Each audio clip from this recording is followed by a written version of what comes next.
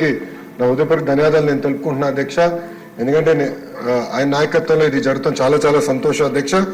అధ్యక్ష, కేవలం తీర్మానమే కాదు, ఎట్టి పరిస్థితుల్లో రాబోయే సంవత్సరం లోపల బెంచ్ ఏర్పాటు చేయాలనే దిశగా మన ప్రభుత్వం పనిచేయాలని ఫరూక్ గారిని సభాముఖంగా కోరుకుంటూ నాకు అవకాశం ఇచ్చిన మీకు నా హృదయపూర్వక ధన్యవాదాలు తెలుపుకుంటూ సెలవు తీసుకుంటున్నా అధ్యక్ష. గౌరవ ముఖ్యమంత్రి గారు.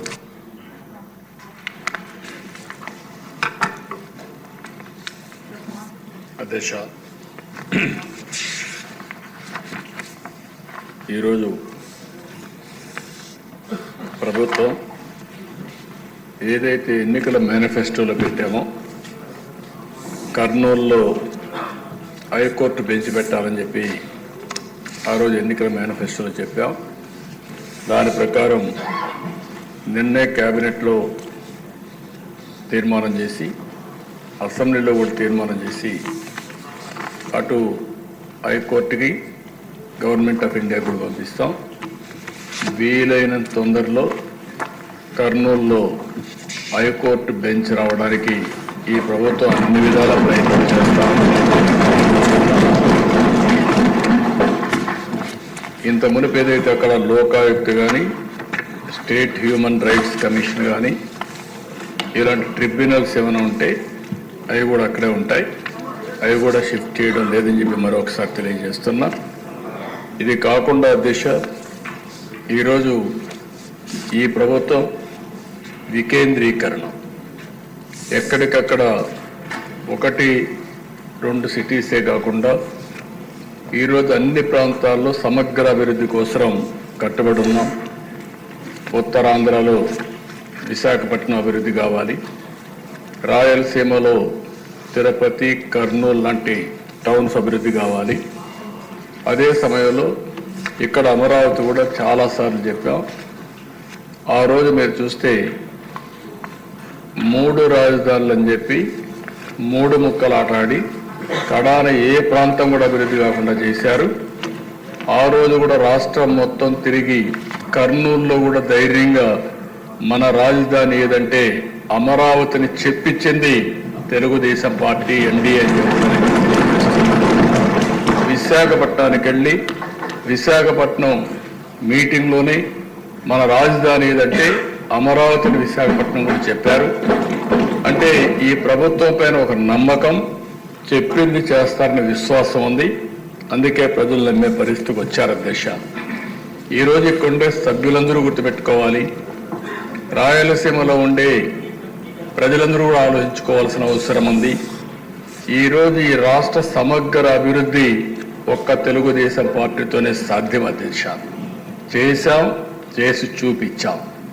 ఈరోజు ఒక్కసారి ఆలోచిస్తే అధ్యక్ష, రాయలసీమ రాళ్లసీమగా మారిపోతుంది, ఎడారిగా మారిపోతుంది అనుకున్నప్పుడు మొట్టమొదటిసారిగా బచావత్ అవార్డుని ఒక ఆధారంగా చేసుకుని మనకు నీళ్లున్నాయి, ఈ నీళ్లు కృష్ణా జలాలు రాయలసీమకు తీసుకుపోవాలని ఆలోచించింది మొట్టమొదటిసారిగా తెలుగుదేశం పార్టీ. నందమూరి తారక రామారావు గారికి కూడా నేను తెలియజేస్తున్నా. ఆ రోజు ప్రారంభించిన ప్రాజెక్టులు మీరు చూస్తే తెలుగు గంగా, హంద్రి నీవా, నగిరి గాలేరు ఇలాంటి ఆల్ ప్రాజెక్ట్స్ అధ్యక్ష ఈరోజు అక్కడ జరిగిన అభివృద్ధి అంతా కూడా తెలుగుదేశం పార్టీనే ప్రారంభించాం. తెలుగుదేశం పార్టీని మళ్ళీ పూర్తి చేసే పరిస్థితికి వచ్చాం. ఈరోజు ఎన్డీఏ కూడా దాన్ని ముందుకు తీసే పరిస్థితికి వచ్చామని కూడా నేను మీకు తెలియజేస్తున్నా. ఈరోజు ఏదైతే సాగునీటి సమస్య ఉందో దీని సాగునీటి సమస్య మీరు ఒకసారి ఆలోచిస్తే నిన్న కూడా ఈ అసెంబ్లీలో చెప్పాను. నదులు అనుసంధానం చేసి పోలవరం పూర్తి చేసి గోదావరి అటు వంశధార, గోదావరి ఇటు వస్తే పెన్నా, బనక చెర్లకు నీళ్లు తీసుకుపోగలిగితే ఒక గేమ్ చేంజర్ అవుతుందని చెప్పాను. ఒక్క విషయం మీరు చూస్తే అధ్యక్ష, ఆ రోజు ఒక్క కియా మోటార్స్ రావాలంటే దానికోసం రిజర్వాయర్ కట్టాలంటే నీళ్లు కావాలంటే 1 సంవత్సరంలో కట్టి ఈరోజు ఆ రిజర్వాయర్ ద్వారా నీళ్లు ఇచ్చిన తర్వాత కియా మోటార్ వస్తే అనంతపూర్ జిల్లా ముఖ చిత్రమే మారిపోయిందంటే అది తెలుగుదేశం పార్టీ చూపించిన చొరవ అని చెప్పి కూడా నేను తెలియజేస్తున్నా. ఈరోజు రాయలసీమ మొత్తం మనం చూస్తే నీళ్లు ఇవ్వగలిగితే, హార్టికల్చర్ని మనం అభివృద్ధి చేయగలిగితే ఆ ప్రాంతానికి మహర్దశ వస్తుందని చెప్పి కూడా నేను మీకు తెలియజేస్తున్నా. కొన్ని అడ్వాంటేజెస్ ఉన్నాయి అధ్యక్ష. బెంగళూరు ఎయిర్పోర్ట్ అనంతపూర్కి చాలా దగ్గర, హైదరాబాద్ ఎయిర్పోర్ట్ కర్నూలుకి దగ్గర, ఇటు చెన్నై చిత్తూరుకి దగ్గర. ఈ 3 అవకాశాలు ఉపయోగించుకోగలిగితే ఆ ప్రాంతాన్ని బ్రహ్మాండంగా అభివృద్ధి అయ్యే అవకాశం ఉంటుంది. ఇంకో పక్క ఇన్ఫ్రాస్ట్రక్చర్ కూడా మీరు చూస్తే రాయలసీమలో బెస్ట్ రోడ్స్ వచ్చాయంటే నేషనల్ హైవే కానీ స్టేట్ హైవే కానీ అది తెలుగుదేశం పార్టీ హయాంలోనే వచ్చాయి దశ. అవన్నీ కూడా ఆ రోజు ప్రతిపాదన పెట్టాం, అవన్నీ వచ్చాయి.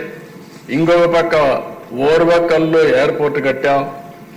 ఇంకొక పక్క మీరు చూస్తే ఈరోజు తిరుపతి ఎయిర్పోర్ట్ని ఎక్స్పాండ్ చేసి రన్వే పెంచి ఈరోజు ఒక హబ్గా ఇంటర్నేషనల్ ఫ్లైట్స్ కూడా రావడానికి చూసాం.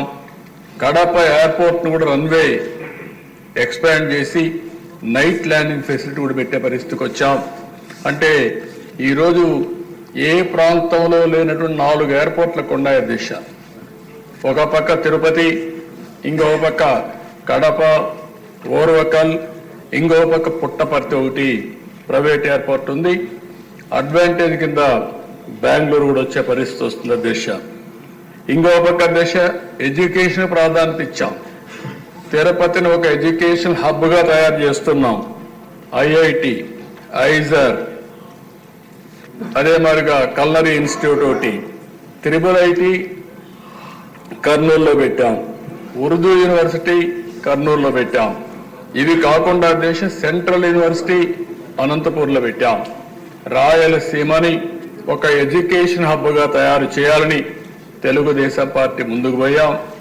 ఏదైతే ప్రజాగళంలో మిషన్ రాయలసీమ అనౌన్స్ చేశారో దానికి కట్టుబడి ఉండి తప్పకుండా మిషన్ రాయలసీమలో చెప్పిన ప్రతి ఒక్కటి కూడా తెలుగుదేశం పార్టీ ఎన్డీఏ ప్రభుత్వం పూర్తి చేస్తామని చెప్పి కూడా నేను మీకు తెలియజేస్తున్నాను. ఈరోజు అధ్యక్ష, రాయలసీమకి ఏదైతే హార్టికల్చర్ హబ్గా తయారు చేయాలని నీటి సమస్య ఉంది కాబట్టి 90%తో డ్రిప్ ఇరిగేషన్కు సబ్సిడీ ఇచ్చాం. ఆ 90% ఇస్తే గత ప్రభుత్వం దాన్ని కూడా తీసేసే పరిస్థితికి వచ్చారు. అలాంటి ఏ విషయంలో చూస్తే అధ్యక్ష రాయలసీమకు ఒక్క పని చేసిన దాఖలాలు లేవు. ఇండస్ట్రీ వచ్చిన తిరుపతిలో హార్డ్వేర్ హబ్గా తయారైందని తెలుగుదేశం పార్టీలో వచ్చింది. నిన్ననే మీరు చూస్తే కొప్పర్తి, ఓర్వకల్ 2 ఇండస్ట్రియల్ పార్కుల కోసం గవర్నమెంట్ ఆఫ్ ఇండియా శాంక్షన్ చేస్తే 2 కూడా రాయలసీమలో పెట్టి 5,000 కోట్ల రూపాయల దగ్గర దీనికి శాంక్షన్ చేశాం. అదే మరి ఓర్వకల్లో డ్రోన్ సిటీగా తయారు చేశాం. మ్యానుఫ్యాక్చరింగ్ కానీ, యూస్ కేసెస్ తయారు చేయడం కానీ, సర్టిఫికేషన్ కానీ కేంద్రంగా తయారు చేశాం. అందుకే కర్నూలు టౌన్ని ఒక మంచి టౌన్గా తయారు చేయాలనేది తెలుగుదేశం ప్రభుత్వం యొక్క సంకల్పం. తప్పకుండా చేస్తాం. అందులో ఒక అడుగు ముందుకేస్తూ ఈరోజు హైకోర్టు బెంచ్ని కర్నూలులో పెట్టడానికి ఈ హౌస్ తీర్మానం చేస్తున్నామని కూడా నేను తెలియజేసుకుంటూ మరొకసారి మేమిచ్చిన కమిట్మెంట్స్ ఏవైతే ఉన్నాయో అవన్నీ కూడా ఒక్కొక్కటే పూర్తి చేసుకుంటూ ఆ అన్ని ప్రాంతాలను అభివృద్ధి చేస్తూ ఈ రాష్ట్ర అభివృద్ధి కోసం కట్టుబడి ఉన్నామని చెప్పి తెలియజేసుకుంటూ సభ్యులందరూ కూడా దీన్ని పూర్తిగా సమర్థించాల్సిందిగా ప్రతి ఒక్కరికి విజ్ఞప్తి చేస్తూ మీ దగ్గర సెలవు తీసుకుంటున్నాను.